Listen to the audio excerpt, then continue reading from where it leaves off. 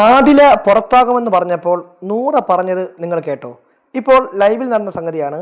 അതായത് ഈ ആഴ്ച ആദില പുറത്താവാനുള്ള ചാൻസസ് കൂടുതലാണെന്ന് ആദില ഇങ്ങനെ വെറുതെ അവിടെ ഇരുന്ന് പറയുകയാണ്. അപ്പോൾ അടുത്തിരുന്ന നൂറ പറയുന്നുണ്ട്, അങ്ങനെയാണെങ്കിൽ ഞാനും ഈ വീട്ടിൽ നിന്ന് ഇറങ്ങിപ്പോവും, എനിക്ക് ഈ വീട്ടിൽ ഇനി പിടിച്ച് നിൽക്കാൻ പറ്റില്ല, നീ ഇല്ലാതെ ഞാൻ നിൽക്കുമെന്നൊക്കെ തോന്നുന്നുണ്ടെന്നൊക്കെ പറഞ്ഞുകൊണ്ടുള്ള സംഭാഷണമാണ് കണ്ടത്.